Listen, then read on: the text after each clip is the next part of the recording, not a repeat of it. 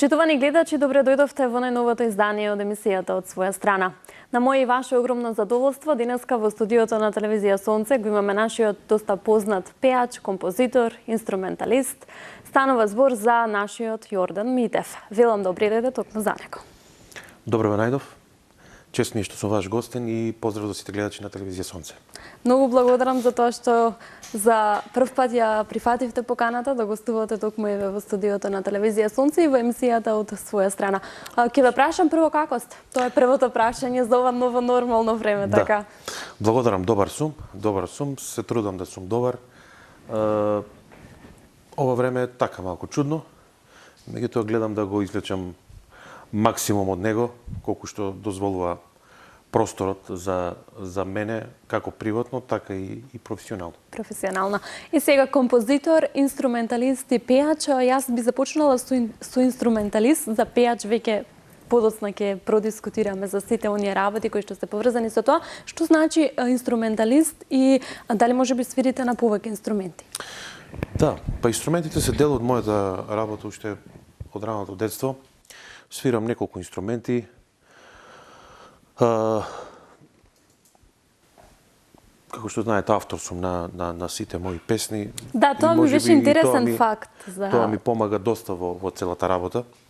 Всушност и тоа мене ме одржува сите овие години, бидејќи човек доколку е само пеач, тогаш е на некој начин до некаде ограничен, многу работи зависат од други луѓе, но во мојот случај, значи, се зависи од мене, како тоа ќе го направам, како ќе го осмислам.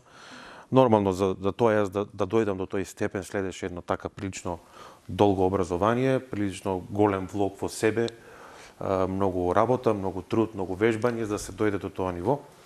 Така да и инструментите се дел од Јордан Митев, кои што ми помагаат во создавањето на песните, во снимањето на песните, на настапите, значи често пати ги користам инструментите. Нормално не е лесно, нели треба да човек да се одржава, треба да вежба, пред се треба да го сака тоа. Токму така. Но бидејќи јас со музиката се дружам уште од раното детство, уште од кога знам за себе, од 3-4 години, кога сум бил. Тоа ќе ми беше прашањето, кој ти ја наметна можеби љубовта кон музиката? Знаеш ли дека денес ќе бидеш ова што си? Па никој не ми ја наметна. Јас потекнувам од фамилија кај што немало професионални музичари, имало тук тамо што викаме ние по некој талентиран, но немало професионални музичари, никој не бил во таа област, далеко од професионалци или нешто друго. Така да едноставно природата кога ќе даде нешто, тоа се гледа. Многу е добро што ти си го препознал тоа и си го искористил на некој начин. Потекнуваш од Радовиш, кажи ми дали сега си таму или како ти е? Па за мене Македонија е мала, поготово сега со новите патишта кои што ги отворија. Буквално, значи за 1 сат сум во Скопје и во зависност од неделата, од обврските, значи доаѓам и овде во Скопје и се враќам назад во Радовиш, поточно во Подареш. Јас сум често пати го потенцирам тоа, така да и овој пат не би можел да не го потенцирам. Тоа е едно село блиску до Радовиш, 8 километри. И во зависност од неделата, во зависност од обврските, така и го правам мојот распоред на живење во одреден период. Сега во пандемијата, кога имаше, значи, тие затварања, да бидам искрен, многу не ми одговараше Скопје, така да и предност е што бев така надвор од Скопје, кај што имавме малку поголема слобода. Така, кој беше оној пресуден момент што те натера дека, односно што ти покажа дека ти ќе се занимаваш со музика, дали можеби твоето образование беше музичко? Па немаше пресуден момент. Јас никогаш не сум се сомневал дека ќе го работам ова што го работам. Значи, нели обично кога завршуваме основно училиште, секој го прашуваат што ќе биде, што ќе се запишеш понатаму. Што сакаш да работиш? Па некои и кога ќе завршат средно музичко, средно било какво образование, па после што ќе студира. Јас немав никогаш таа дилема, јас знаев. Тоа е патот. Да, дефинитивно. Значи мене ми беше тоа јасно и никогаш не сум се посомневал во тоа и да бидам искрен до сега никогаш не сум се покајал по тоа, бидејќи тоа што го сакав го направив, тоа што го сакам го правам и тоа се покажа за наши стандарди, колку се какви се такви, се знаеме какви се наши стандарди, се покажа како прилично успешно. се покажа како одлично успешно. Да. Кажи ми, која е твојата најголема поддршка и еве можеби со кои музички имиња како помлад ти си соработувал? Од кого учеше? Поддршката секогаш доаѓа најмногу од семејството, нели? Секој пат сум бил поддржуван во тоа што го правам. А со кого сум соработувал? Па како студент учев од најдобрите професори што се овде во нашата држава. Значи, еве би го истакнал професорот Живо Инглишич, професорот Драган Дотовски, Горан Ангелов во Штип. Нека ми простат сега ако заборавам некој, така да Стојан Стојков. Значи, тоа беа професори кои се доста истакнати и кои што го знаат својот занет. Јас имав привилегија да учам од нив и секако да се надградувам. Така и верувам ти имаат удел во она што си постанал денес. А инспирација за мојата работа секогаш биле големите звезди, големите уметници кои што можеби и не се од овие простори. Иако јас се занимавам со македонска фолк музика, сепак слушам и други жанрови на музика и сите тие големи истакнати ликови од Балканот, па и од светската музика, значи се инспирација за мене како треба да изгледа еден професионалец. Така, кај тебе се издвојува љубовта кон фолклорната музика, меѓутоа спомена дека ги сакаш и другите жанрови, би запел или нешто друго? Па не, друго, освен на тоа што го правам, друго не би запел, бидејќи не чувствувам потреба тоа да го правам. За да бидете успешен во нешто, треба да бидете насочени во нешто. Фокусирани. Да, има многу наши уметници кои што пеат и ова и она, и трето и пето. Меѓутоа, ако го правеле, ако тоа е правилниот пат, ќе го прават и светските звезди, нема да бидат фокусирани, пример, ако е поп пеач, тогаш е само поп пеач, се знае што е. Може да се оди лево десно малку, меѓутоа не може да има некоја, не знам колку драстична разлика. Сметаш ли дека си популарен во Македонија? Па не е моје да сметам, моје е да се види денес Но нескромно е да признаеме дека луѓето препознаваат. Апсолутно, препознаваат и покрај тоа што има еден куп луѓе на естрадата кои што добар процент можеби не заслужуваат да бидат во естрадата. Луѓето знаат, луѓето гледаат. Јас сметам дека луѓето така е, препознаваат добра музика, добар. Да. Меѓутоа показател е тоа, знаете, јас веќе 15-16 години се занимавам со оваа работа професионално, во која што имам направено 100 мои песни авторски, многу настапи, многу турнеи, цела Европа, многу настапи овде во Македонија. Така да тоа е со тоа кога ќе се изнесат сите тие факти, кога ќе се види пример гледаноста на песните, денес е показател колку ве гледат и колку ве слушат по радијата, по телевизиите, по интернет, колку прегледи имате, иако тоа можеби за некого не е толку важно, меѓутоа е важно бидејќи современиот свет, значи покажува многу други параметри за вие колку сте успешни и колку не сте успешни. Така да сепак оставам вие да кажете како новинари, како телевизија, публиката да каже кој колку е популарен. Така. Спомена околу 100 твои песни. Карактеристично и доста интересно е тоа што ти самиот си ги пишуваш песните. И сега јас ќе те запрашам од каде инспирацијата, од каде ти доаѓа инспирацијата да седнеш и да ја напишеш песната која утре ќе ја пееш? Да. Па инспирацијата доаѓа воопшто од се што значи живот. Тоа го имам кажано во доста интервјуа. Значи, како жив човек, сите ние имаме понекогаш убави емоции, понекогаш и не толку убави емоции, како од себе, така и од останатите. Инспирација од љубовта према татковината, инспирација секогаш жената за еден автор. Така доста пишуваш за жената, така. Така да, се што значи еден човечки психолошки свет, тоа авторот го пренесува во песна и во музика. Јас се покажав како, тоест моите песни се покажаа како успешни и едноставно не чувствувам потреба дека тој терк на работа треба да го менувам, бидејќи реално тие песни значи се барани, тие песни ме направија мене да бидам тоа што сум. И твои, што се вика. Да, и едноставно тоа е мојот концепт на работа, а тоа и не случајно е така, бидејќи кога создавате песна, тоа е една емоција која што излегува од еден човек и точно знаете зошто го тоа имате направено, како го имате направено, и тогаш емоцијата е многу посилна отколку ако вие земете пример песна од други автори, а вие само се на некој начин залепете за неа со својот вокал. И јас пробав да направам еден албум со други наши познати автори. Иако тие песни се доста квалитетни, сепак на некој начин мојот принцип на работа и тоа како што сум јас скроен како кантавтор и изведувач, некако се покаже како поуспешен. Така, спомена 100 песни, сега најновата е Татко. Да. Јас пред да проговориме нешто повеќе за оваа песна, ќе предложам овде да ја прикажеме, односно да ја слушнат и нашите гледачи, ќе направиме мала пауза, па се враќаме повторно назад. Може. Повелете.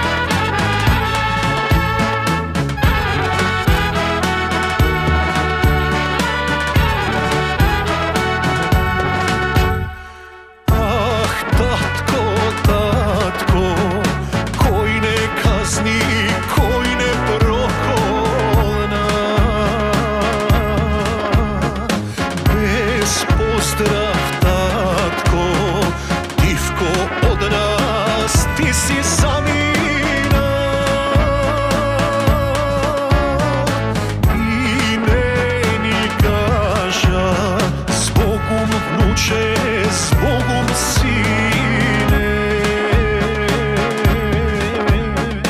bar uštednaš silno tatko da te gušne me.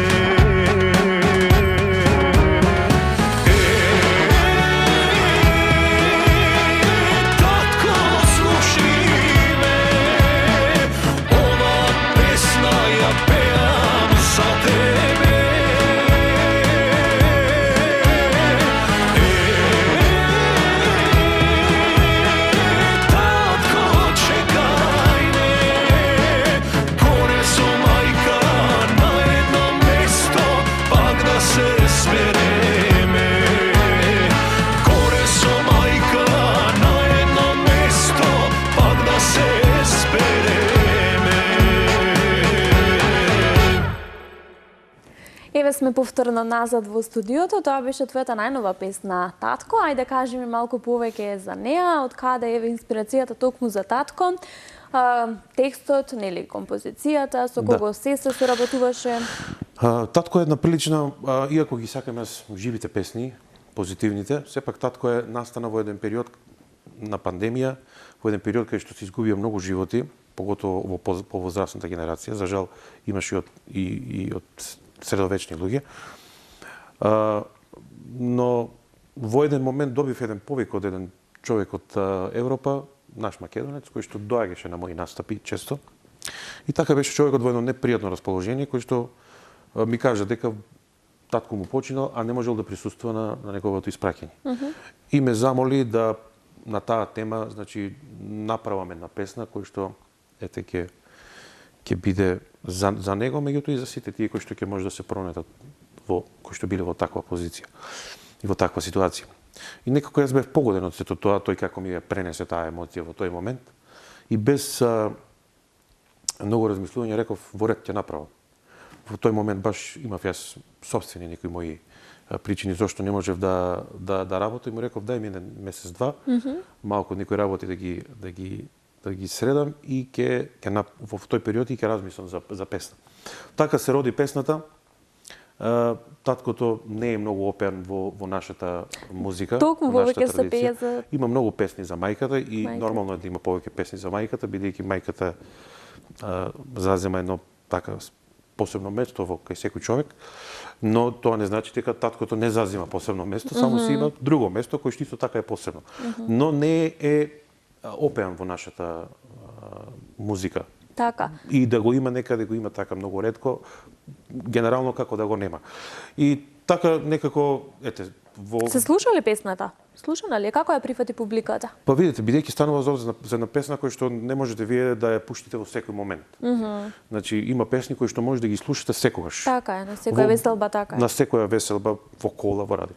Ова е една малку специфична песна која што може да ја слушате само во момент кој што вие навистина имате потреба нешто да почувствувате за својот татко. Без разлика дали е присутен, дали не е присутен, дали е жив, дали не.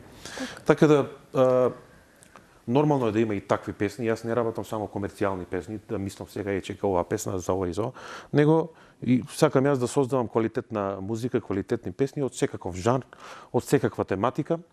И секој тој жанр и секоја таа тематика во одреден период ќе си го најде своето место и својот пат кај публиката. Така и оваа песна, задоволен сум од тоа како е прифатена, имаше одлични коментари, меѓутоа имаше и коментари кои што викат песната многу не погоди, ја слушав еднаш и повеќе не може да ја слушам, бидејќи ми дава така потешки емоции. Така да јас создавам и моето е да создавам, да правам, да творам, да биде тоа квалитетно. А колку од сето тоа ќе остане и колку од сето тоа ќе се издвои, колку ќе стане хит, бидејќи нема дефиниција точно за хит. Не се знае која песна може да успее и кога може да успее. Одредени песни, пример, во нашата музика биле создадени пред 20-30 години, па после 20-30 години стануваат хитови така. на некој чуден начин. Така да важно е да се има добра песна, квалитетна песна, а ќе покаже времето. Има ли песна кон која што си посебно приврзан на некој начин, можеби? Од твоите? Па јас сум врзан за сите мои песни. Верувајте. Секоја песна која што ја создавам настанува во одреден период од мојот живот. И сето тоа на некој начин е поврзано со мене или со некој кој што е близок до мене, така да секоја песна на мене ми е драга. Создавам од моја 19 годишна возраст песни и секоја песна си има свое место кај мене.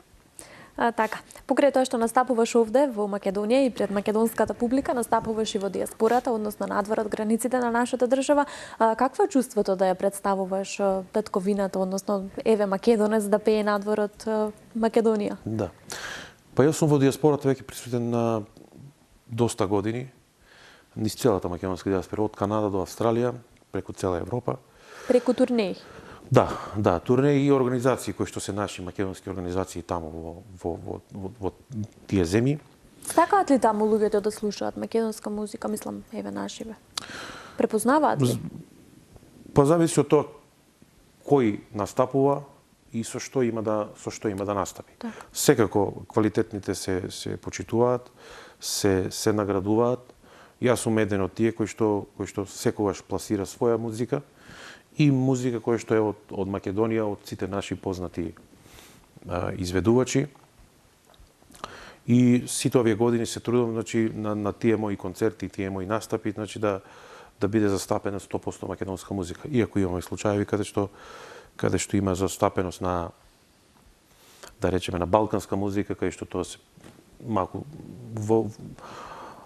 да речеме 50% е македонска, вечер 50% е нешто друго. Так.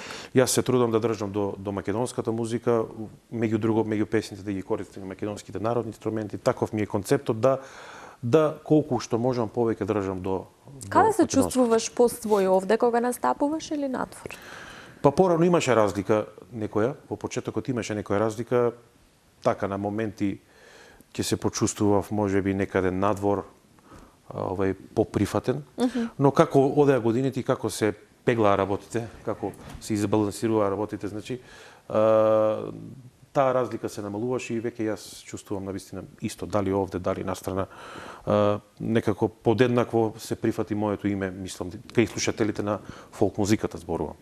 Кај луѓе кои што не слушаат фолк музика, на нив име сеедно. Меѓутоа кај слушателите на фолк музиката, значи повеќе не правам разлика дали сум овде или сум надвор. Пандемија на COVID-19 веќе втора година поред се променија многу работи, живееме ново нормално време, а што се промени кај уметниците, кај музичарите, колку планови се растурија, што се вика и што правите во овој момент како уметници?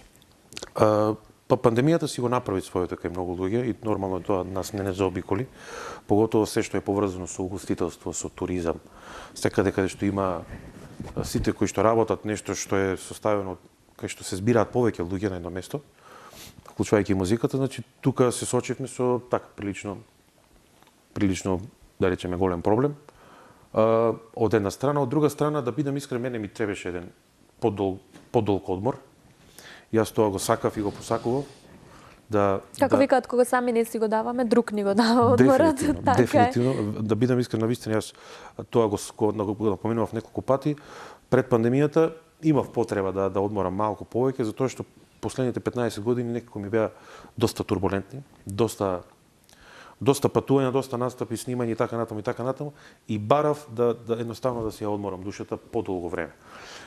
Тоа се случи со оваа пандемија, која што бевме принудени да застанеме сите. Така, да видиме докај сме. Да видиме докај сме, да видиме колку може да издржиме, затоа што ова покажа, значи, на секој му покажа кој каде е и кој колку може да издржи, реално. Така да, јас пандемијата не ја доживеав, фала му на Бога, многу трагично. Во тој аспект некако да тоа сега мене ми биде проблем, леле нема работа, што ќе правиме едно друго, значи тоа ми дојде како добре дојде од една страна, од друга страна, значи жал ми е што кај многу луѓе направи сериозен проблем. Да, твоите колеги протестираа. Да, и ето, оправдано, секој си има нели своје право на мислење и сите сме во различни позиции. Но пандемијата јас се поминав генерално така прилично надвор од целата ова урбана средина, бев повеќе во мојот роден крај, со семејството, направив неколку песни, брзо некако ми помина таа година, да бидам искрен. Ова е втора година како веќе држат од тие рестрикции, кои што мислам дека полека ќе почнат да ги олабавуваат, но пак ќе кажам, сума сумарум мене ми дојде некако добре дојде таа. Така, ти фалат ли оние настани, оние манифестации, оние свадби и сите тие прослави кои што се случуваат пред пандемијата со луѓе без маски, со гужви? Секако дека ми фалат, но пак ќе кажам, јас имав премногу такви настани доста долго време. И јас сум човек кој што се доста црпи на сите настапи, тие што ме имаат гледано и тие што биле на мој настапи знаат како е. Не сум јас човек кој што пее 4, 5, 10 песни, па седнува, па одмара пола саат, па после пак. Значи, кај мене се почнува и се завршува на крајот, па може да се продолжи после тоа на друго место, па утре на друго, па на трето, на четврто, и тоа кога ќе трае повеќе години, на некој начин се заситувате од преголема галама.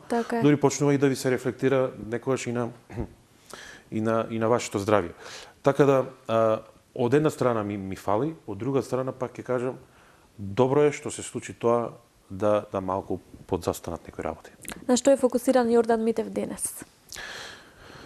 Па полека почнавме да се враќаме, нели, да се почувствува дека излегуваме сите од овој тунел кој што бевме влезени. Јас се надевам дека наскоро ќе почнат да ќе дозволат да има и жива музика по сите наши ресторани, по сите наши сали за свадби и така натаму. Заборавивме вика Оро да играме. Заборавија луѓето Оро да играат и едва чекат да удри тапанот па да се изнаиграат убаво. И ни треба богами на сите. Да, ние да се изнапееме. Така да јас сум фокусиран сега на неколку песни, создавање на неколку нови песни, да малку го освежам репертоарот и генерално тоа е тоа кој што во моментот го работам. Идни планови на агендата? Што може да очекуваме од тебе? Идните планови зависат од тоа како ќе се одвива ситуацијата со така наречениот COVID-19. Доколку почне целата работа да функционира, значи се закажани доста настапи, кои што беа закажани минатата година, па се презакажани за оваа дел, се веќе презакажани за следната. Значи се зависи од приказната со COVID-19. Доколку се стабилизира, тогаш нормално секој ќе си продолжи со својата активност како и претходно. Јас ќе продолжам со создавање на нови песни, иако ги имам доста, но така сакам во годината една, две, три, зависи колку би можел, значи да пуштам во етер. Така, ќе те прашам уште ова, колку љубовта кон татковината ја опејуваш во твоите песни? Колку љубовта кон Македонија ја има во песните твои? Па ја има доста. Ако ги преслушате моите песни, значи има доста. Јас ги знам сите. Јас сум ти верен слушател. Браво. Имам доста песни посветени на татковината. И тоа го правам навистина од срце. Затоа и сум овде, затоа и се трудам да останам овде, иако понекогаш е прилично тешко, некогаш и можеби разочарувачки. Така, имаше едно твое интервју, читав, одбрав да останам во Македонија сепак. Па одбрав, јас се надевам дека тоа така ќе остане. Иако никогаш човек не треба да каже, никогаш не се знае. Токму така. Не се знае, се менуваат многу работи во животот. Јас се трудам да останам, 34 години сум веќе овде, иако имав прилика многу пати да заминам, но убеден сум дека во оваа држава треба да останат и квалитетни луѓе во било која област, па вклучувајќи и музиката. И дека може да се успее. Може да се успее, да. Може би не така лесно, но јас генерално видов дека никаде не е лесно. Така да тоа ми е некоја утеха дека никаде не е лесно. Но кај нас е поготово малку повеќе специфично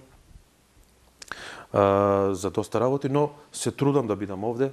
Овде сум цело време, од овде функционирам насекаде и се надам така ќе остане. Дали ќе биде тоа дефинитивно така, навистина и за цел живот така, не знам, тоа само го знае Господ. Така.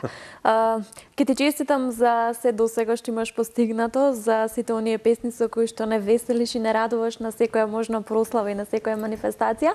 Ке ти посакам уште многу успеси, уште да се радуваме на уште многу нови твои песни и твои дела, да се видиме без пандемија на COVID-19, па и да се запееме во студио и ке ти се заблагодарам овде што ја прифати уште еднаш мојата покана.